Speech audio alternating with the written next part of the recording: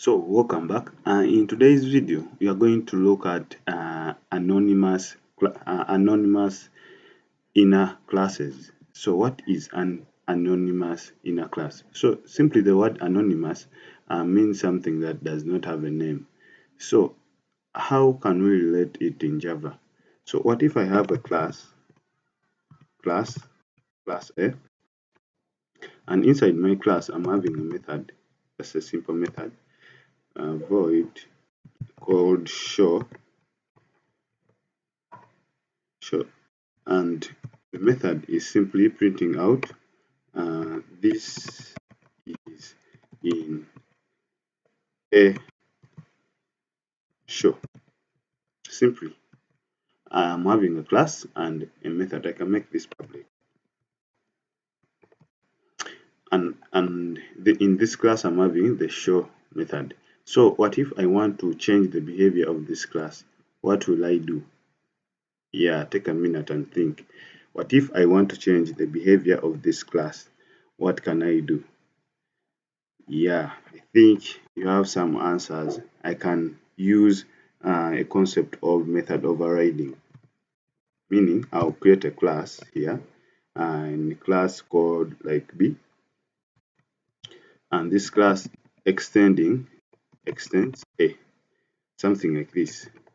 So inside here, I'll create a method, public void show, public void show, and in this method, we're having a small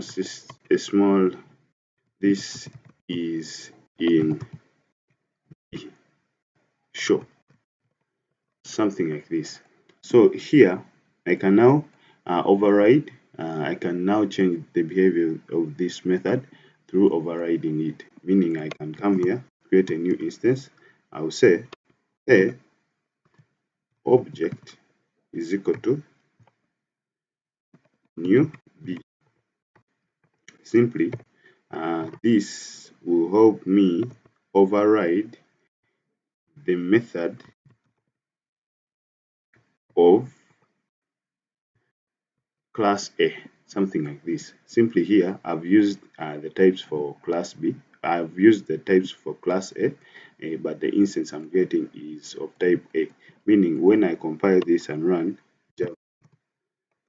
Java compile, then Java dot main.java, main.java, compile and run, compile, then run, you see that they have created the two classes A and B. Then run this.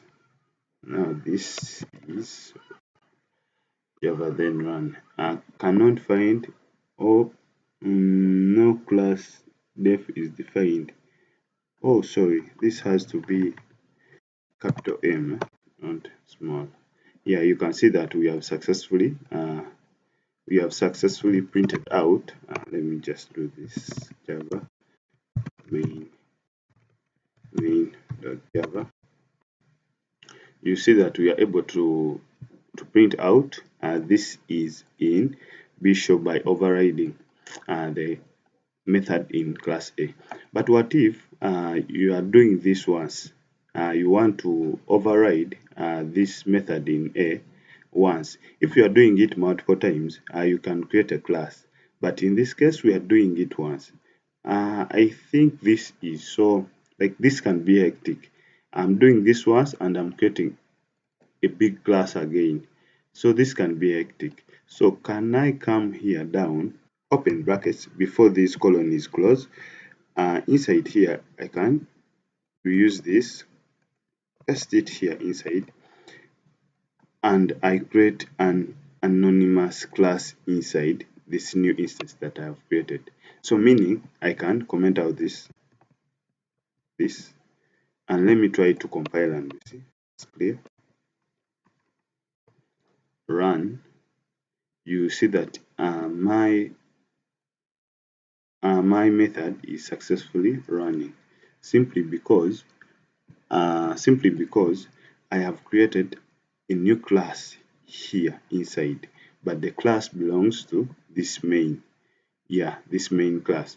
You can see that when I try to compile this again, this is, we call this an anonymous class. It does not have a name, but it is a class. It is a class inside the main class. So when I come and compile, look at this side, compile main.java, compile, you will see that they have created inside my main, they have saying that we have one class inside. The class inside it is an anonymous class. We don't know the name, but we are seeing that you're having a class inside. So this is the class that we have successfully created. And when I manage to run this, you see that this is in Bishop, and this is the class successfully uh, being outputted. I have avoided the creating of a class simply by creating an anonymous class inside this instance. So that's simply what we refer to as an anonymous inner class. This is an anonymous inner class because it is inside a class and it does not have any name. Yeah, this helps you avoiding to repeat yourself, creating a class again, which is not of use in this case. You can use this instead. Yeah, if you're having multiple, like you have multiple instances of the show method, you can create a class. But here in this case, we had one instance and we wanted to override this show. So we created an anonymous class inside the main, and that's how we successfully managed to output this method. Yeah, and that's it for today. And that's the anonymous inner class.